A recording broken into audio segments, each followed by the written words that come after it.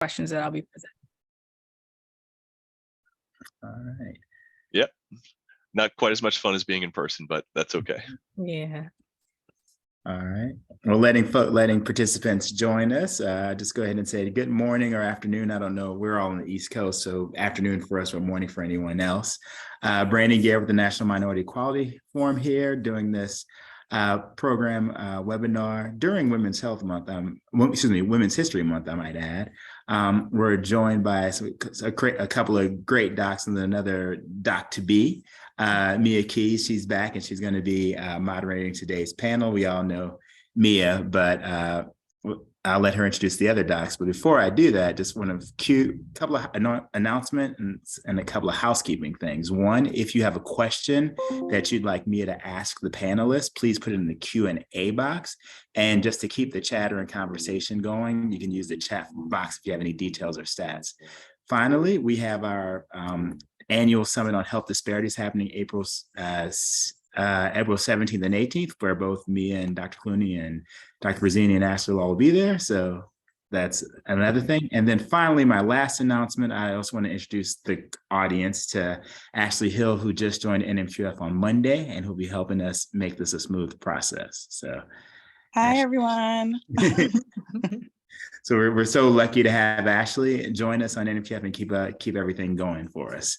And without further ado, I'm going to go ahead and turn over to the people that really know this space, Mia Keeys.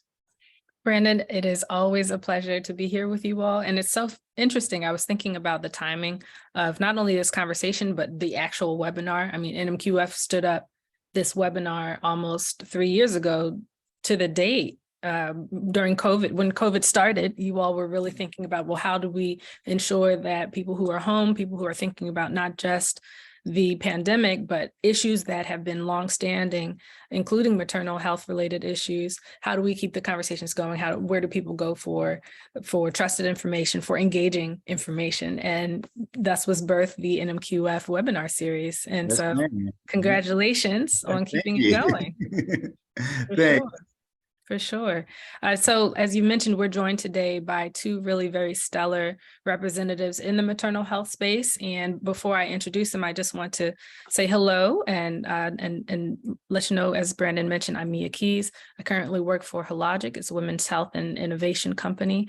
And before working for Hologic, I was a couple of places. So I served in the past as chief of staff to Congresswoman Robin Kelly, who represents the 2nd District of Illinois. And I was also her health policy advisor.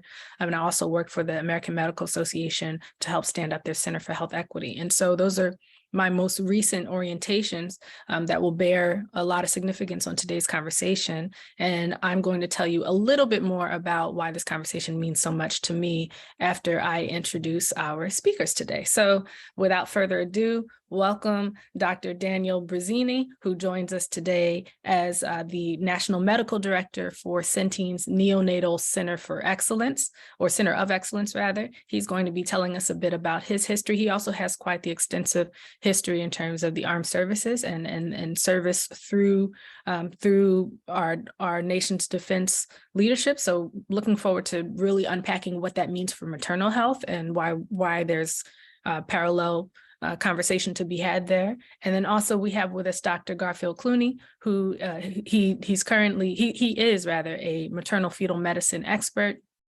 And he comes to us out of New York, where he is the director of maternal fetal medicine at the Brooklyn Hospital Center. He's also the president of the National Medical Association, the NMA. But before being president, he was also just involved in NMA. And both of these gentlemen are extremely vocal and respected and care a lot about this issue. I just wanted to open it up for them to tell the audience a little bit about themselves, and then I want to just talk to the audience about what we're talking about today. Dr. Brazzini, why don't you start? Thank you. Yes, I'm your friendly neighborhood neonatologist, and I'm the doctor you don't want to see when you're having a baby. And that's really, what got me to join Centene. Is in my private practice world, I would see, women come in with hypertension that wasn't treated, diabetes that wasn't treated, no prenatal visits. And I'm talking to them about, what's best for their baby who's, been born too early and too small. And that really just kind of stuck in me as like, we got to do better. I can do a lot of neat things in the 21st century in the NICU, but the reality is mom's womb is still better than anything that I can do in the neonatal intensive care unit. And that really has brought me to Centene and really focused on maternal health as the best NICU, for babies. Great. Thank you so very much, Dr. Clooney. Great. Hey, everyone. Excuse me. Garfield Clooney here. I apologize for my lighting. I'm not where I would expect it to be, but I'm doing the best I can. Thank you. Just a little correction. Sorry, I'm not the director of MFM at Brooklyn. However, I was. You're right. You were. I thought about that. Mm-hmm. Yeah. No, that's fine. No problem at all. I'm recently at NYU. I am a maternal fetal medicine specialist, which means that I did a residency in OBGYN and then a subspecialty training in high-risk pregnancies, which is sort of near and dear to my heart in terms of managing women and helping them prevent complications that can occur with pregnancies due to medical issues. I currently practice at NYU in Manhattan, and my other hat there is I'm vice chair for diversity, equity, inclusion at NYU as well. I am currently the 123rd president for the National Medical Association. And as some of you may know, the National Medical Association, it's an organization that's 128 years old, founded back in 1895 when, Black patients, Black physicians were extremely disenfranchised. And the National Medical Association was born out of that challenging time. And so we really focused on, as an organization, I think, wellness, health and wellness for our patients and our physicians, as well as the elimination of health disparities. That's really the life's work of the National Medical Association. Attached to that is we can't stomp out disparities without great physicians. And so part of what we do is also related to physician sustainability and supporting our physicians in practice, whether they're in private practice or hospital-based practice or academics, try to support them as best we can as time goes on. And, I'm very grateful to be part of this program, and thank you for inviting me. As I said, maternal health, maternal mortality is very near and dear to my heart. And so whenever I can, I love to spread information that can improve outcomes, as we go along. Thanks. No, I'm so very glad that both of you are here. And for our audience, for your information, the three of us were in communication just over a week ago, having a talk about today's topic, which is maternal health. We were also joined at that time by Dr. Elena Rios, who is the president and CEO of the National Hispanic Medical Association. She's unable to join us today, but a lot of what she mentioned we'll certainly be able to raise in today's conversation, which is, as I mentioned, about maternal health. So let's just break down the problem before I open it up to our panelists to really expound from their perspectives, multiple perspectives. So here in the US, maternal mortality, severe maternal morbidity, so both death and sickness, as well as preterm birth of babies, infant mortality, low birth weight, all these things that are really very heartbreaking to talk about. It's the highest among, it's the highest, or the US rank is the highest among high income nations. And it has been for quite some time. It's really quite disturbing. And especially as it pertains to Black and brown women, to Black women and to Latinas, we are 3 and 4 times likely to die related to childbirth, whether that be during the birthing process or shortly thereafter, relative to white women. And a lot of, we know what some of those mechanisms are. We're going to try and break apart what some of those mechanisms are.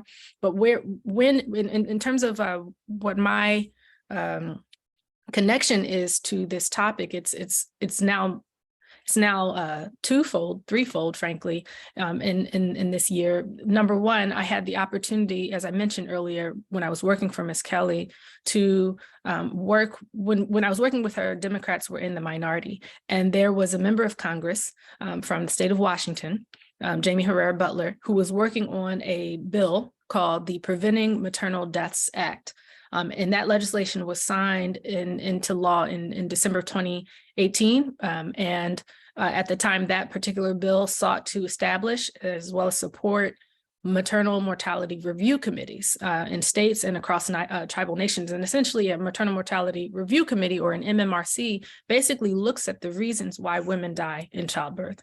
It looks at the reasons and how those issues need to be addressed, and what were the lost opportunities in terms of how women came to die. And that was a major move in the right direction. It was an extremely significant first step in terms of recognizing legislatively that there is a problem here in the US. Now, what happened is Ms. Kelly, being the first Democrat in this space and really the first member in Congress to write a follow-up bill, which was then a comprehensive bill. It's the first comprehensive bill to address maternal mortality, to raise it as an extremely significant policy issue that everyone needs to pay attention to. And I had the opportunity to write this bill with her.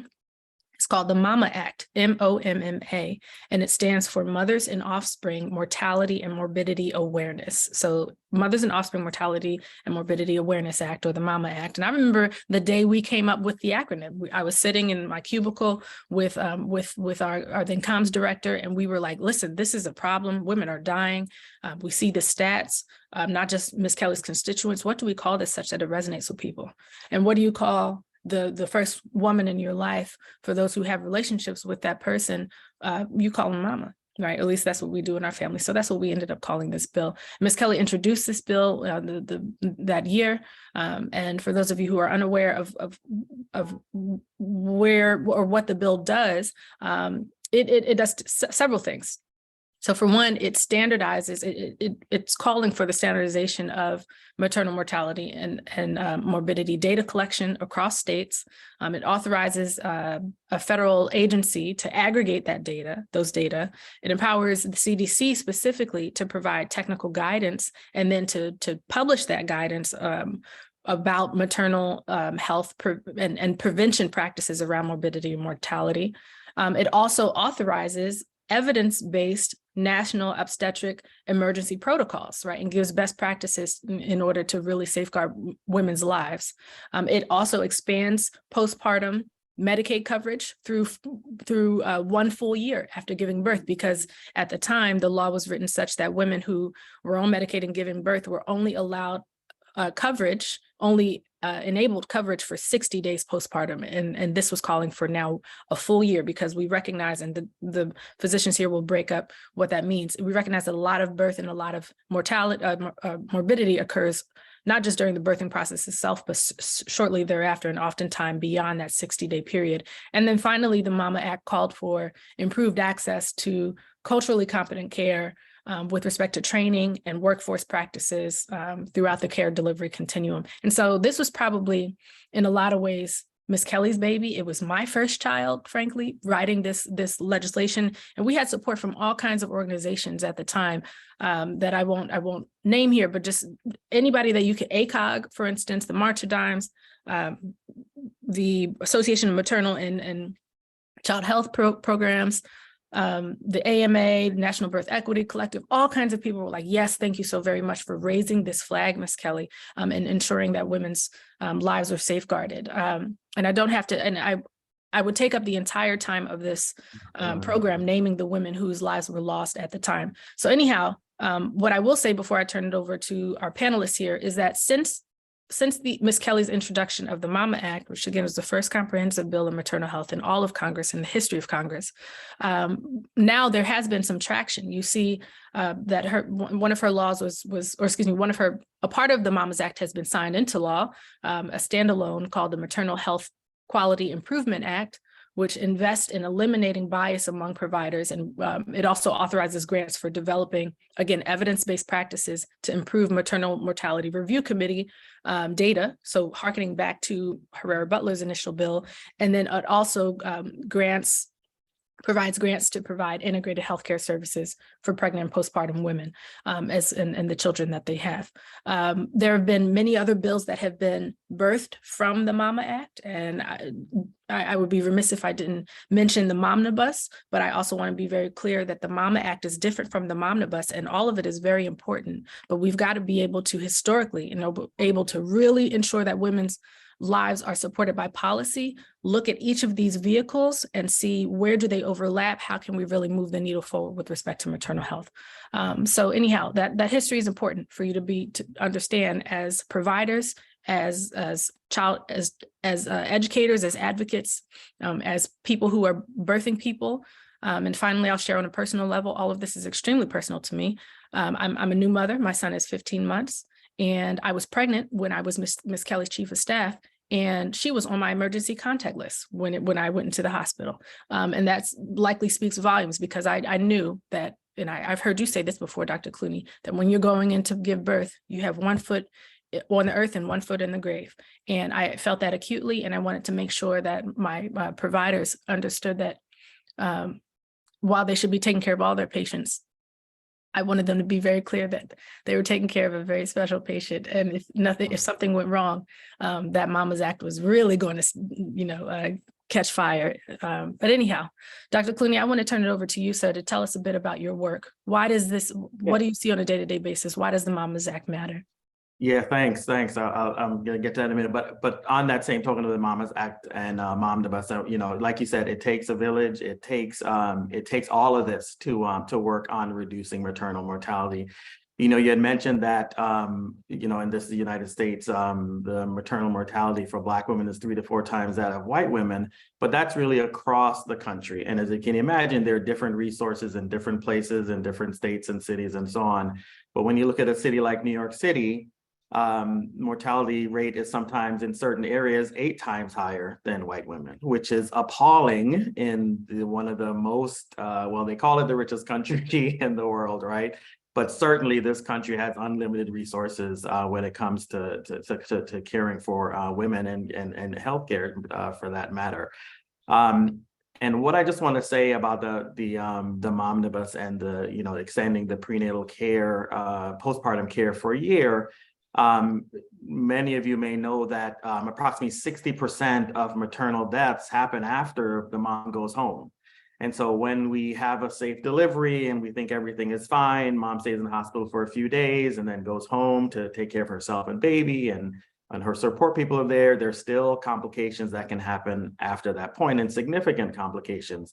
And so 2 things, the fact that there's actual healthcare coverage for that time is extremely important. But also the other part of the MOMMA'S Act is that the maternal mortality review boards, extremely important. And it's not universal in every state, but I think most states have it, but it really needs to be universal. And the biggest reason is that this is another astounding number, 80% of the mortality is preventable. And so when you look at that 4 out of 5, that's another astounding number. And the way the mortality review boards help with that is that we pick apart every maternal death and look at what happened along the way, because there's a huge push. The American College of OBGYN, Society for Maternal Fetal Medicine, those are probably the 2 biggest societies that are working towards maternal health. They're working very hard to reduce maternal mortality for everyone across the board, for everyone, and reduce morbidity as well. And as you touched up upon, the bundles or the protocols that have been established are really helpful, because that evens the playing field for everyone. And we know that implicit bias plays a role in healthcare. And so what these protocols do is they try to even the playing field. So no matter what race, no matter what you look like, no matter if you're obese, no matter what, these are the protocols that need to be followed as medical care is taken place. And so these maternal mortality review boards, they look at everything that has happened along the course, and then we see where the resources are needed. It's not a punitive review board, but it's really to look at where resources needed. And we know that in rural areas, in suburban areas, in major cities, the resources are different. And so we have to look at things differently.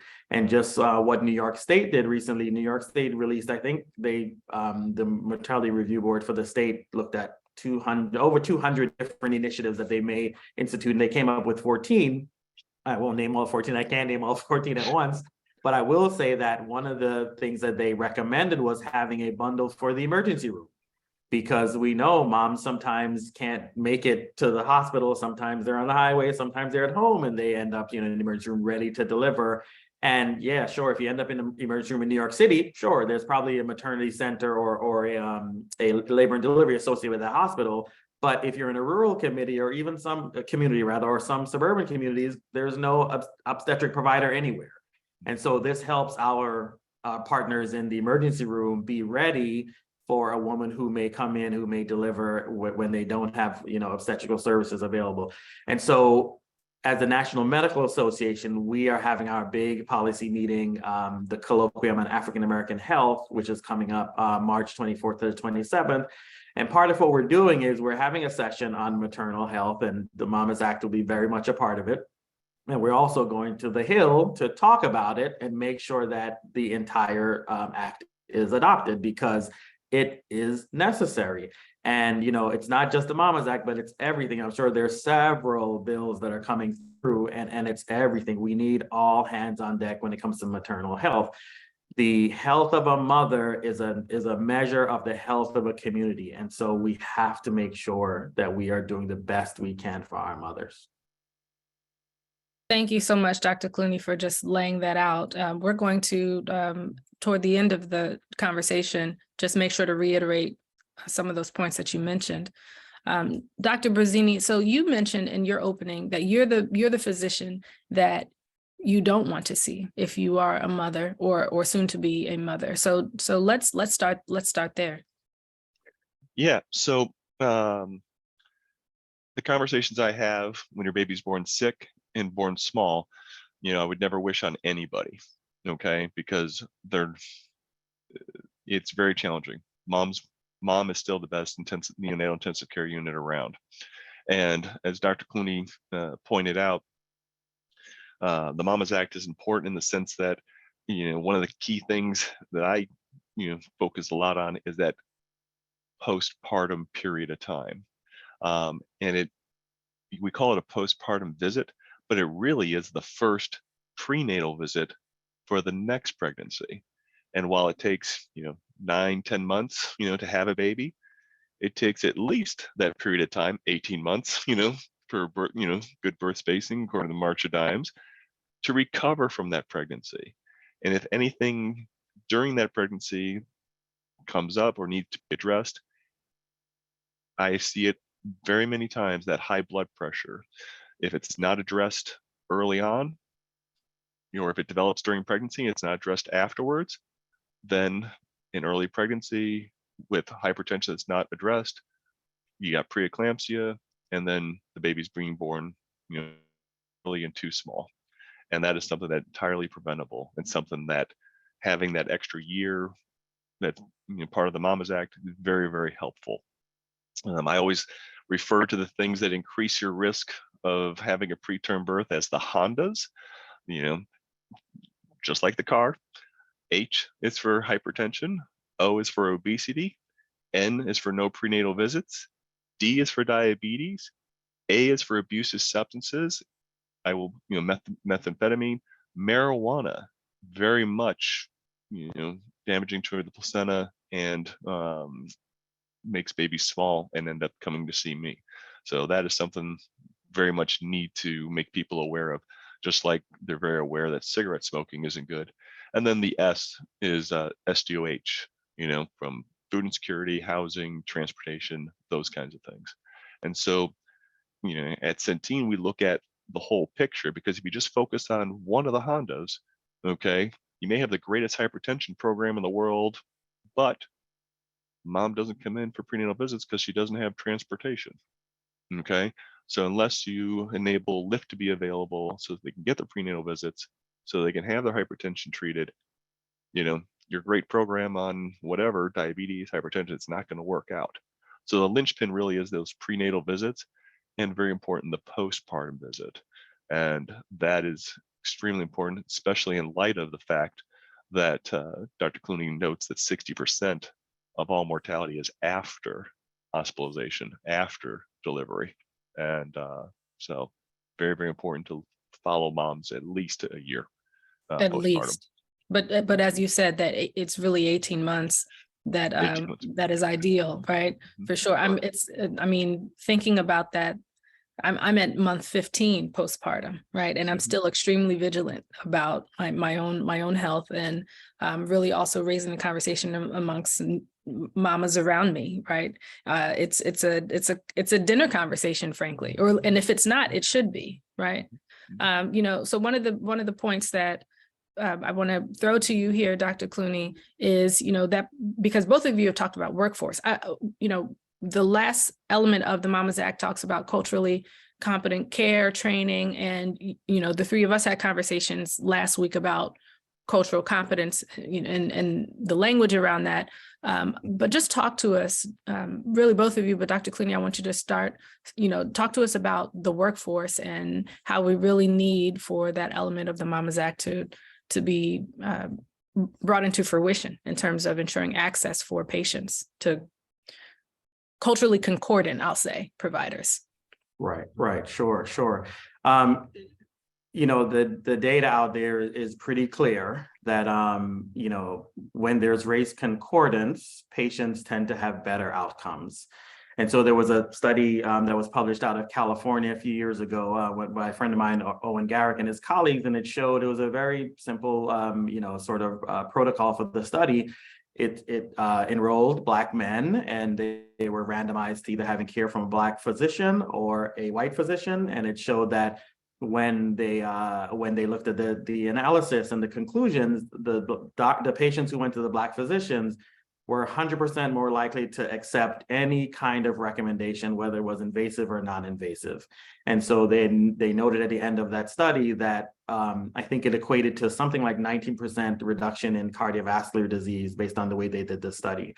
And so that just shows you that, can you imagine if that were a study with diabetes or a study with prostate cancer or anything else, how much we can reduce the disproportionate outcomes that are happening in the Black community.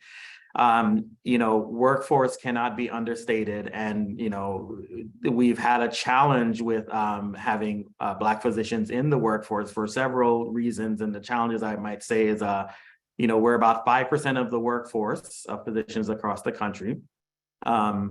And that number hasn't changed a lot. And when you look at Black physicians, which are desperately needed in the medical arena, the number, I think of Black physicians hasn't changed in like over 40 years. And so we have to pay attention to what is happening, because we need all physicians, all races of physicians in medicine, but also we need Black physicians because, as I said, race concordant care is important. And I think that although it does say race concordant care, I'm saying race concordant care is important, I don't think that you have to have a Black doctor to have a good outcome. But I think that patients feel comfortable going places where they see people that look like them and have a similar experience to them and can understand their cultural beliefs. And so when it comes to, like you mentioned, cultural competency and cultural humility, I'll tell you, one of my colleagues in the NMA, she happens to be Muslim, and I talked to her about, when I'm seeing my prenatal patients, sometimes I'm a little uncomfortable when I'm taking care of a Muslim woman because I know they're very private and very humble. And so it's always a little uncomfortable for me. And, she gave me the advice and she said, all you have to do is just say to them, and I'll say this, one of the reasons why it makes me feel uncomfortable, because the husbands are usually there and very protective, which is natural, that's awesome. But she said to me, one of the things you can do to sort of disarm the situation is just say, may I reveal your belly because I need to do an ultrasound on your baby, and let her and her husband give you consent.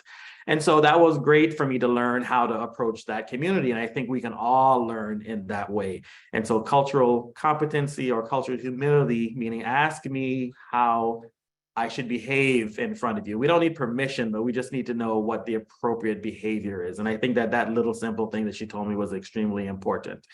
But back to the physician workforce, the National Medical Association has a great partnership with the AAMC, the Association of American Medical Colleges. And we've looked at what have been the challenges over the educational lifespan of students, most importantly, Black male students, when it comes to that pathway to going to medicine. And we find that there's dropouts from the junior high school level into the college and into the even medical school, you have challenges. And so there's a tremendous, robust program being created, which is going to, I think, be rolled out sometime in the late spring, early summer, that really goes back to elementary school, actually. And we're looking at programs for that every educational level and mentorships from all levels of ages to help help students stay engaged in the medical field if that's what they want to do. And they don't have to be physicians, but there's lots of need in the healthcare arena, lots of need for researchers, and lots of need in the industry. But we want to make sure that we are supporting and assisting any way we can, even if it's financial. We'll try to figure out that way, whether it's mentorship, whether it's, going in, I'll give you two examples. One we used to use is you're bringing your parent into school, or even the doctors going into the schools to show them what a physician, what the life is like of a physician, and what actual the pathway of getting to a physician. But a colleague of mine, when we were all talking about this, he said, when I was, I remember when I was 2 or 3 years old. He probably doesn't remember 2 or 3, but he remembers as he was going along. But he says, I got a stethoscope when I was about 2 years old, and I kept it and I had it on into my junior years. And that probably helped him, continue his pathway to medicine. But I'm sure he had a lot of help along the way. But I'm saying that to say, though, that AAMC and the NMA are putting together this really robust program that's going to start really early, because we know there are challenges. I was just talking to a colleague of mine who works at Howard University, and she said she looked at, gosh, I don't want to say it incorrectly, but she looked at HBCUs, oh gosh, I forget which state it was in, for undergrad. And she found that only one of the institutions knew exactly the pathway that a student who wants to go into medicine should follow in terms of applications, research, credentials. And she was astounded. It's so much so that she got a federal grant to actually put together a program for these schools. 1 out of 15 schools knew what to tell a student about how to become a doctor. I mean, that's appalling. And so, we at the NMA and also AAMC recognize that, workforce is a big challenge, and we are really going to hopefully roll this out in the summer and really work hard to sort of even the playing field. I think we need all race and ethnicities in medicine, but we really need to work on blacks in medicine, as well as Black males in medicine, particularly. I'm really excited for that collaborative opportunity, and hopefully if you can come back to NMQF and link to it once everything is up and going, so that our audience members can learn more about it, then that would be fantastic. Early on in my career, I wrote a paper on something that I just called compassion concordance, and it sounds like that's what you led with, that, and just wanting to truly understand, especially when you gave the story about attending to your patient who is Muslim. So that was extreme humility as well as compassion, and so I hope that there are many more providers who are like you. So Dr. Bruzzini, you were talking about your Hondas, and with the same question with respect to workforce, how does that relate to the A of the Hondas? I think his pause is a thoughtful, pensive pause. I think he might be frozen a little bit. Yes, just a little bit. There you go. I think he's going to come back in. Oh, he'll come right back. Once he comes back, we're looking forward to Dr. Bruzzini connecting the conversation with respect to cultural competence, cultural concordance, and also access was the A of the Honda, and the workforce. Dr. Clooney, tell us a bit more about what you are seeing in New York, especially on the heels of COVID and maternal health. Well, as we know, COVID showed us that there's lots of inequities in medicine. Hey, you're back. I am back. Okay, yes. There we go. So let's pause, Dr. Clooney, because that's an important part. But tell us, Dr. Bruzzini, I'm not sure what part of the question you did or didn't hear. Please repeat the question. That'd be great. So we're talking workforce. How does that workforce and the cultural concordance relate to the A of your Hondas? Yeah. So very, very important. The physician workforce, and from a policy standpoint, we're getting older and there's fewer. Okay. In the neo world, the median age is 54, with 1/3 of us being over 60 years of age. And in ICU medicine, you get older, you're not going to want to be up at 2 o'clock in the morning. And that age of physicians is getting older, and it's not sustainable. Okay. Similarly, we've increased the number of medical schools to try and help with the physician shortages, but we have not increased the number of residencies. So you have people, and this is like 20-25% risk of not getting a residency. So you get in medical school, you work your butt off, and then you have a 25% chance of not going into residency. So you got this huge debt, this huge workload, and the odds do not get in your favor for the next year and the next year and the next year.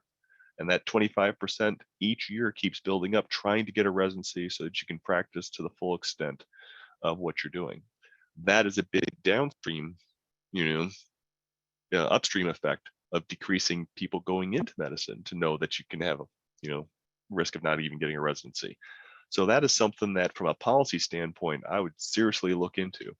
And then I think Dr. Clooney hit it right on the nail, right on the head. With compassion and understanding comes cultural competency, comes in a therapeutic relationship, you pick the different words, but essentially having that openness and being able to relate and meet your members where they are, when they need it, with what they need. That is extremely important. And having a local approach. So partnering with, which is what we do in Centene, we partner with local groups, with local familiarity. We have states, that have a lot of autonomy in developing those policies that are specific to the specific needs of the community, and partnering with various community, organizations to make things better and meet people where they are with compassion and understanding. And that, everything starts with trust, because, as you pointed out, Dr. Clooney, if you don't trust your doctor's advice, how are you going to follow that? You're not, same thing. If someone tells you, plumber comes in and you don't trust the advice they have to fix your sink, guess what? You're not going to follow it. And, maybe that's good. Maybe that's bad. Maybe your sink then gets worse, and now you've got a whole flooded house, because you didn't trust the good advice. So very important to meet people where they are, very important to establish that trust. And from a physician standpoint, we are in a crisis, because it takes anywhere from 4 + 3, 7 to 10 years post college to generate a physician. And if they're already too few and too old, seasoned, if they're too seasoned, then we are going to have a challenge, that's not going to be easily fixed unless we start, generating those residency programs, which are expensive and need support. Otherwise, you're going to have even worse physician, medical shortages, whether it's rural or, in the city environment. And Dr. Bazzini, remind us again of what the A means of Hondas. Oh, it's abusive substances. Abusive substances. So this is methamphetamine, marijuana, and I can go all day about how marijuana is what I see 20 to 80% of the time in the NICU. It's just, it's common, 5 times the carbon monoxide level, and as compared to cigarettes, and people just don't know. And so that is the one drug I see most commonly leading to preterm birth. And it's bad. Just in that same token, right? Smoking, which, marijuana is smoking, increases your risk of having a very small baby. And it increases your risk of having the placenta separate prematurely, which is an emergency for both mom and baby, and can lead to mortality for both mom and baby. So very, very important, things to stay away from while you're pregnant. And I think that there are major opportunities policy-wise to really drive home that issue through some sort of through different campaigns. I interrupted you, Dr. Bazzini. Go ahead. Yeah, I don't see any out there. I mean, we see the smoking campaigns, but we are not, and the legislation, we are not. It's kind of like we're in the 1950s again, where, menthol cigarettes are great. They'll open up your lungs for asthma. I mean, it's crazy. Come a long way, baby. Yeah. Right. Yeah, you've come a long way, baby. Great marketing, back in the day. But we don't have that. That public service announcements, and those that are going to be affected the most are the lower socioeconomic, you know, and that's not good, you know, so we definitely need to do a better job. I want to ask the both of you, because you're coming from different parts of the nation, and at the same time, we're all in the same space, you know, 3 years after the onset, at least within the US, of SARS-CoV-2 and the COVID-19 epidemic, you know, so, or pandemic rather. So Dr. Clooney, you're in New York, which for, you know, has really been the site of a lot of innovation, but a lot of turmoil with respect to COVID, in terms of access to providers, in terms of provider burnout, in terms of all kinds of things, right? And Dr. Brazzini, you're in New Mexico, right? I'm in St. Louis, but I get to practice. I practice everywhere. Right. That's my from Indiana to Jersey to Texas and Georgia, Pennsylvania. You've spent a lot of time in the deserts. Oh yes, God in help. the desert spaces, which is Yes. where a lot of, you know, we have a lot of tribal nations in that area, which, you know, at the onset of COVID outside of New York, you saw the tribal nations in particular really suffering with respect to COVID, right? And so I want to layer on top of that with respect to the access conversation, with respect to what you were both seeing across the various spaces where you've provided care, to women who were, you know, birthing people. What have you been seeing, and what are some of the challenges that are unique to these rural areas, that are unique to the urban environments with respect to birth health and COVID-19? Yeah, well, I think, you know, COVID taught us a lot. You know, the one important thing that I think is the best thing, if there could be something that came out of COVID, is that we learned that there was this, and I call it an underground network within communities to help people get care, get access, get to where they need to go, help them along the way.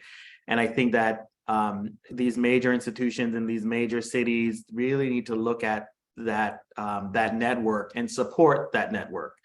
Because what's happening, unfortunately, across the country is a lot of smaller hospitals, medical institutions are being closed in several rural areas. And this causes a real problem for the people in those areas, which tend to be underrepresented or people in lower socioeconomic status to have a difficult time finding healthcare. I think one of the models that some health institutions use is having all the major services at one large location, and then having these little satellites out in the community. But sometimes they pull back on those satellites if they don't think that, you know, they're functioning, they want to, they're profiting enough. I don't know what the reason is, but that leaves a significant issue for people who live in that area, because you have to find time, money, everything to get to those alternate locations if you need care there. And so COVID showed us that a couple of things. One, we learned that what a essential worker was, which we really didn't know what that was. We learned, and that was very challenging for a lot of people who had to go to work to earn money to, you know, continue their life pretty much. But we also learned that how there is just a dearth of community resources, or healthcare resources that are in certain communities, and we really, as a healthcare force, we really need to look at that and look at how the social determinants of health are real and how challenging they are to overcome for patients to get to, you know, appropriate medical care. Besides all of that, I mean, the social determinants of health is a huge animal, if you want to say, but we can pick it apart little by little, because one of the things I think is if you have a big, huge institution with all the services available, but you decide you want to put smaller, less, I don't know what the right word is, but a place with less services in the community. But then you have to have a way for those patients who are in that community to get to the big center where they need the care. You have to have some way to help those patients. And I find that most times that challenge is not met. And we use a word a lot in medicine, which I think we can still use it, but need to follow up on it, is non-compliance. And we physicians look at, you know, patients who don't follow up as being non-compliant, but you really have to ask, what is the reason? Because I can tell you, if you sit down and talk to a patient, and some patients that listen to the challenges that they have had to overcome just to get to this appointment, you would be astounded. I think people want to care for themselves. They want the best healthcare they can get, but sometimes there are challenges that they just can't overcome by themselves. And I think healthcare institutions need to look at that and assist. In terms of COVID, you know, that need for those healthcare centers in the communities also, you know, was linked to COVID testing and to COVID vaccinations. I mean, sometimes even I was trying to get my booster vaccination. It was very difficult. And I found, like, I'm a physician, and how could it be difficult? But I had to go to a specific place to get my vaccine. I was supposed to make an appointment. You know, these challenges really need to be torn down because it really doesn't make any sense. And especially, you know, fortunately, we think COVID is sort of, you know, downgrading a bit, but we don't know. We don't know. This is a new animal that we don't know. But fortunately, it looks like it's going in the correct direction. But still, there's still issues with access to vaccination and to testing, and those things really need to be eliminated. And the big health centers really need to take responsibility for making sure those services are available at a community level, and work with the community health workers to see the best way to roll these things out, because they know they're on the ground. They know they're there.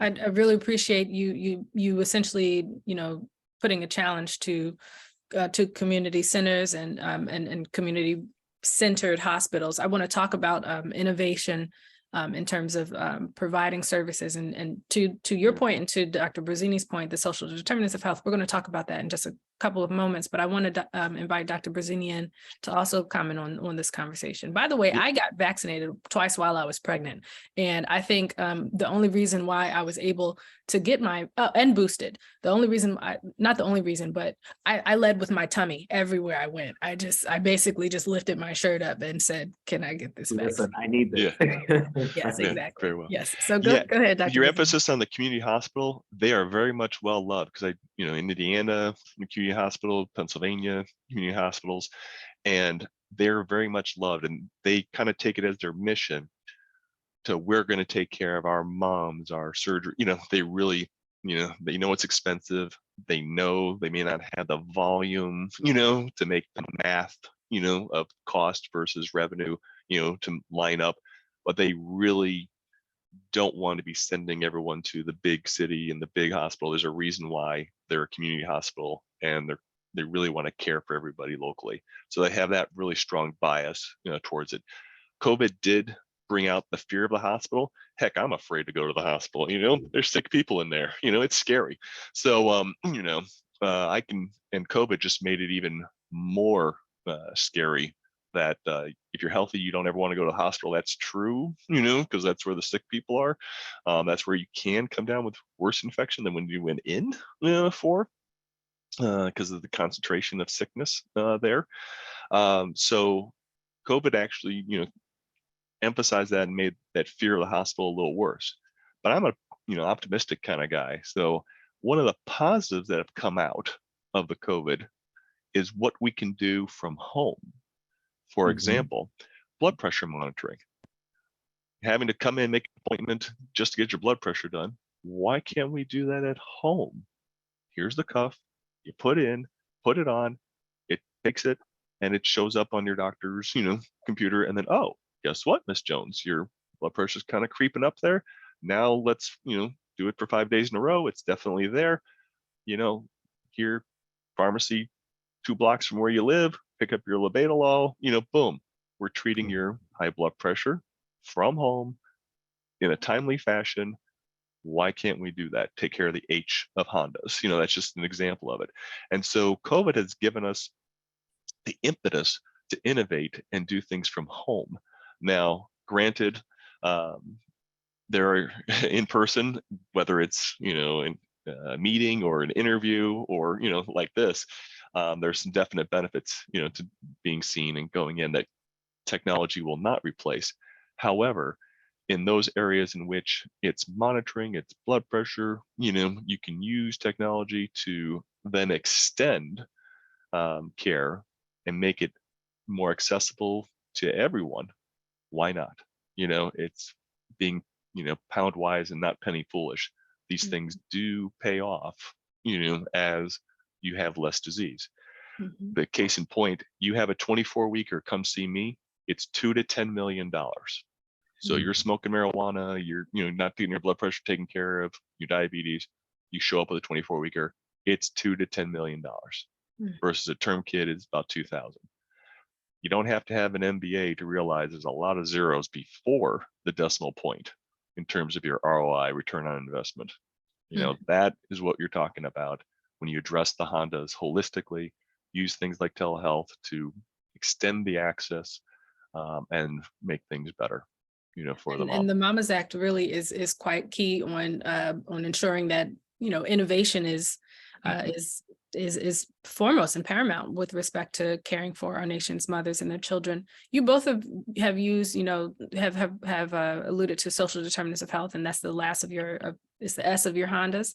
And you were talking, Dr. Clooney, about some issues in terms of people getting to where they need to go, or the community coming to where patients are. Have you seen innovation work? So for instance, we have an audience member who does work with mobile units with respect to maternal care. Have you seen any of that in action in both, rural areas and urban districts? And if so, or anything like that, what's been the work behind it? What's, Right. What have you seen? Right. I think that those mobile units are extremely important. I think that they provide an access that otherwise may not be there. And I think one of the biggest things that they can do is provide education. We at the National Medical Association, we are, excuse me, we're in the midst of partnering with an organization to do prostate cancer screening, because of all the new cancers, prostate cancer for men has the highest incidence. And so we really need to work on that. And so I think mobile vans have a role in the innovation of how we transform our healthcare system going forward. As Dr. Brazzini was saying, is that, excuse me, is that, why can't we do some of these things at home? Well, we at NYU, and not different from many other institutions, though, we have a lot of what we call consultations and preconception consultations that patients can do from wherever they are in New York State, that we can provide them information on how to make their pregnancies as safe as possible and how to have the best outcome. And I think that telemedicine, the advent of telemedicine has really, it's almost not quite, but almost a great equalizer, because it helps you get to communities you otherwise may not get to. With the bill that was passed, the infrastructure bill, increasing the availability of broadband access across the country. I mean, I think that's huge. And so, in terms of innovation, I think there are a lot of avenues that we use to improve care, and, having a mobile van, go across the even across the state, not even across the country, every little bit counts. And I think that those mobile vans have a role, and especially, I think, like I said, education, and also many of them can do screening tests and even collect samples, which I think is phenomenal.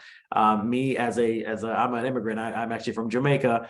I'm also talking to another colleague of mine in trying to institute the same thing in Jamaica, because we have the same issues all over the world. There are urban, suburban, and rural areas, and the rural areas always suffer the most, just because there's less access. Naturally, there's less buses that go there, there's less transportation, there's less things. And so we, I think, have to work towards improving that. Yeah. And one thing on the mobile vans, great methodology, very important to pair it with, because again, it boils down to trust. Do you trust the people coming in a mobile van? So what you do is you advertise ahead of time, you involve like, hey guys, this is actually really good for you, and have people in the community saying, hey, the van is coming to you, this is what they're going to do for you, they're good, you can trust them, and so having a local partner, to tell people it's available, it's here, it's there to help you, it's at your doorstep, come on out. You know what I mean? And that very important. We found that that's more to get the biggest response, because sometimes, a van shows up outside my door, I'm like, unless it's an ice cream truck, I don't know what to do with it. I'll be a little fearful. So definitely got to make sure you advertise and let people know about it.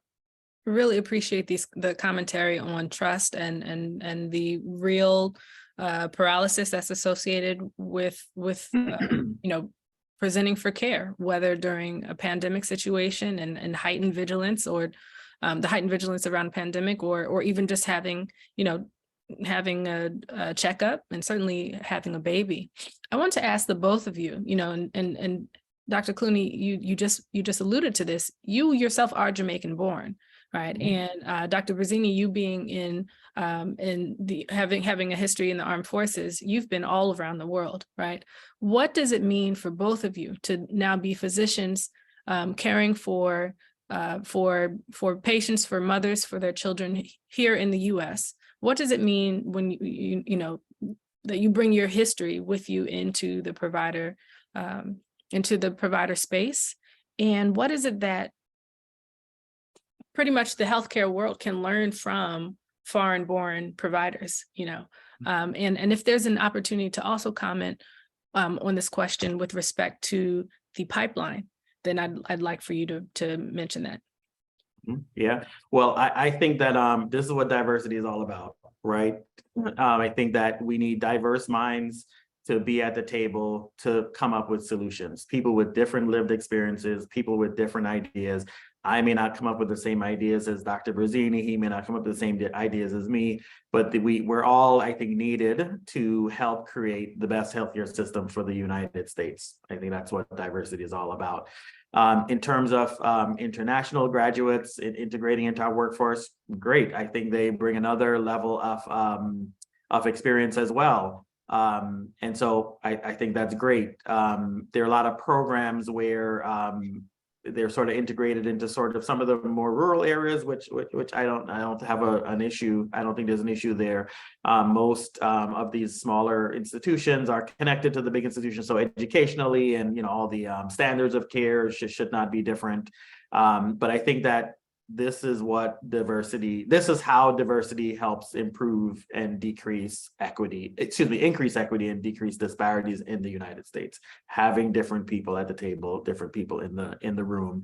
And also, this helps patients, I think, feel comfortable with their environment. If you go somewhere where you see lots of different people from different areas, from different backgrounds that you can identify with, I think this is part of the battle. Yeah, and I was very blessed and had the honor and privilege of serving for 25 years in the Air Force.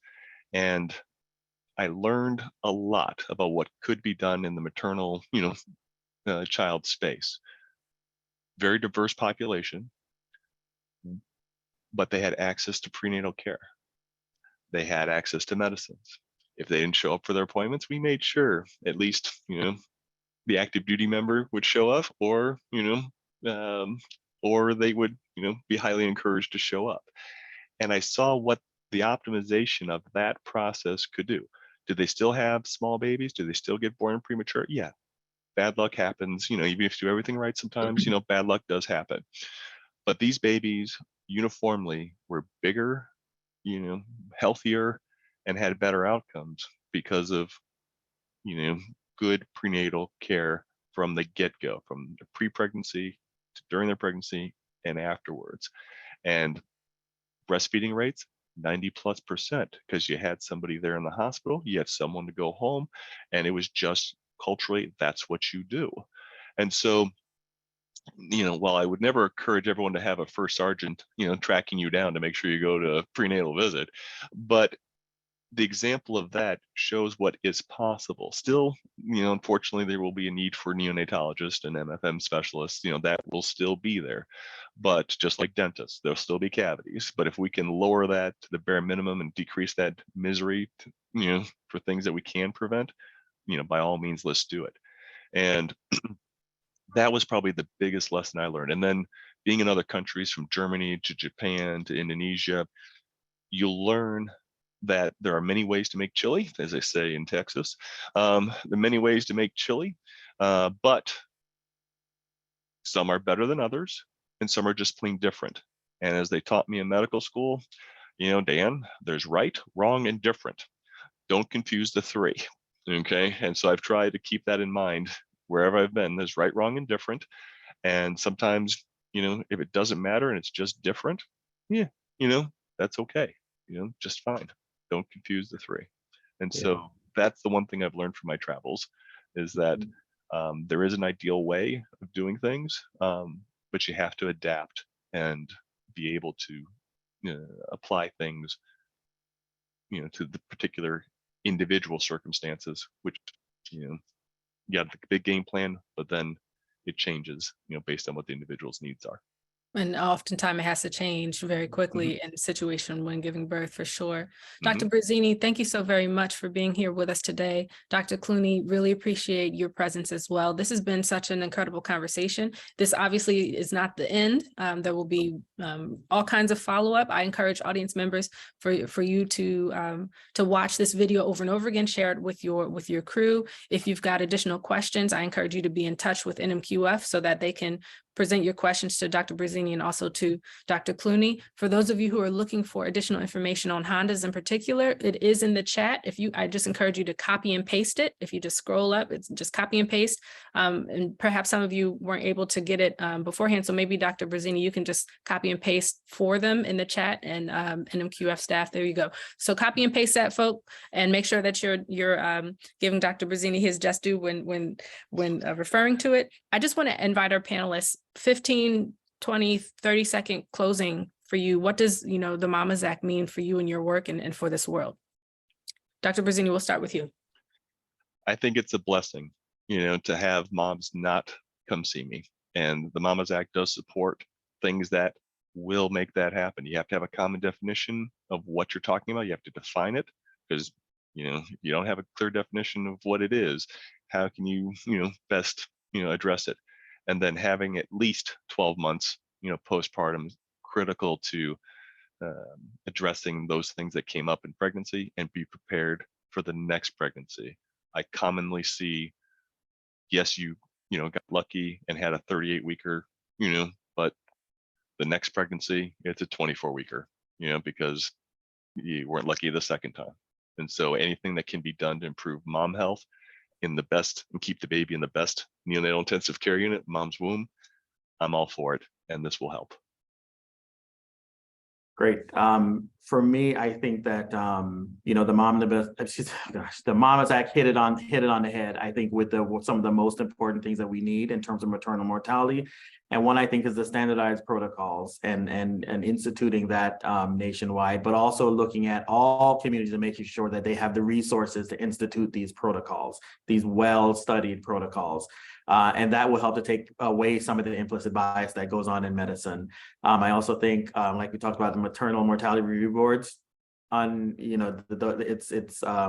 can't say how important those are, because 80% are preventable.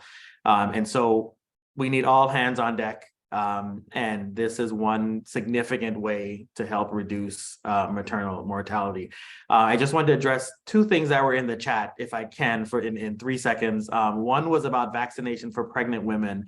And I think one of the challenges we have is that there was a lot of mixed messaging with COVID, not because of anybody's fault, but in the beginning, because news was changing 3 times a day. We were just learning about this thing.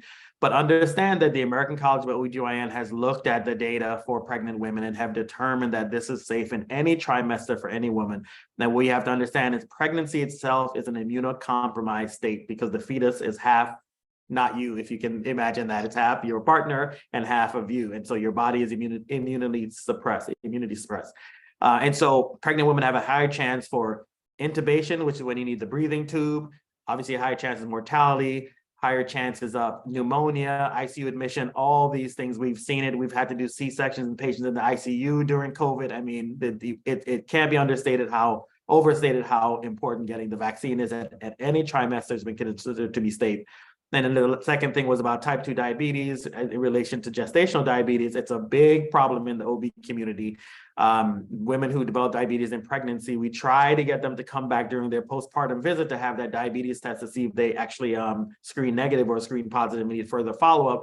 But we found that the rates of follow-up is probably 30% or less, something like that. And so we've tried things like incorporating that test into the pediatric visit so that the mom can get a 2-for-1, because when you have a baby, you're extremely busy. There's a lot, life still goes on. There's a lot going on.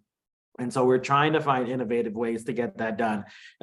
There's one healthcare insurance company that wants to actually maybe institute, visiting nurses to go out and do it. That's how important it is in certain communities. The prevalence is so high. And so we are trying to figure out ways, but it's tough because moms are busy, and it's a difficult test because you have to wait around for an hour after it's done. And it's really tough, but we're trying to get that done. So that's right. I'll end there. Yeah, and Dr. Clooney, the moms will go to the well child visits, and we do a lot of postpartum screening there. From a policy standpoint, the 2-for-1, making the money align with that.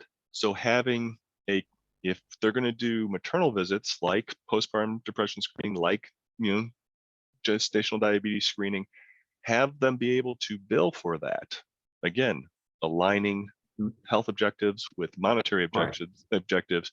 That would be a policy improvement that if you want something to encourage, don't discourage people by, oh no, it's bundled, it's one appointment. Like no. Right. Let them be able to bill separately, one for mommy, one for baby, and and then advertise it so that again, that number of 30% is abysmal. I mean, we got to do better. Yeah, we got to do better. We're going to have to pick this conversation up in April again, because the NMQF, we're over time. The NMQF Health Braintrust and Health Leadership Summit will take place again end of April. For those of you who haven't registered, please make sure to register. Come in and be in touch with the three of us and others who will be present who can answer additional questions. If you have other questions that you weren't able to raise today, again, be in touch with NMQF so that those questions can be addressed in future conversations, and even before then in more real-time correspondence back and forth between you and NMQF staff. For those of you who are unable to copy and paste the Hondas from the chat, again, be in touch with NMQF so that they can send it directly to you, or perhaps you can just be in touch with Dr. Bruzzini. Thank you both for being here. Really appreciate those who hopped on. Thank you to our future viewers of this conversation. NMQF, as always, appreciate this platform. I'm Mia Keeys. I'm looking forward to being in touch with you all about this conversation consistently. So be blessed and have a great weekend, everybody. Have a good one. Thanks, Thank you. Bye. Bye.